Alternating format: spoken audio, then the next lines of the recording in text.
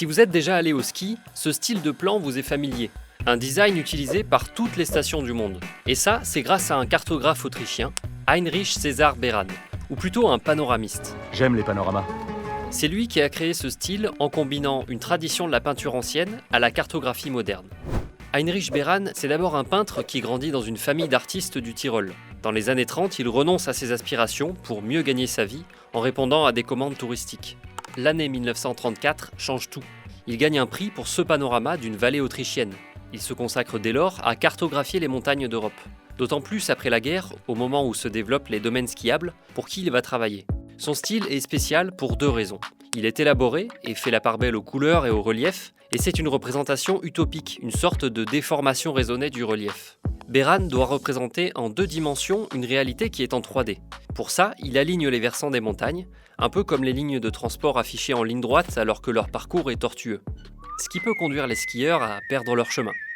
C'est une représentation idéalisée aussi parce que plusieurs décennies plus tard, on porte un regard différent sur l'imagerie climatique qu'elle renvoie.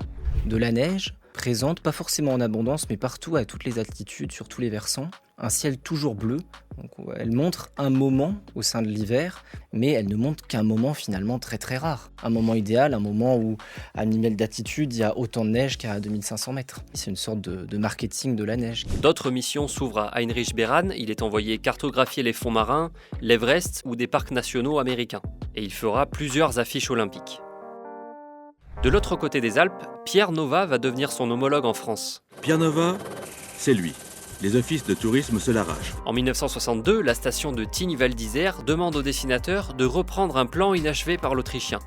Pierre Nova cartographiera près de 250 stations françaises. Comme Beran, il conçoit ses plans à partir de photos, de repérages de terrain et de cartes.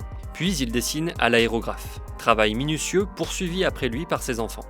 Voilà, si un jour vous êtes perdu entre une rouge et une remontée au nom douteux, rappelez-vous que quelque part dans un atelier il y a longtemps, quelqu'un a voulu rendre votre journée de ski un peu plus belle.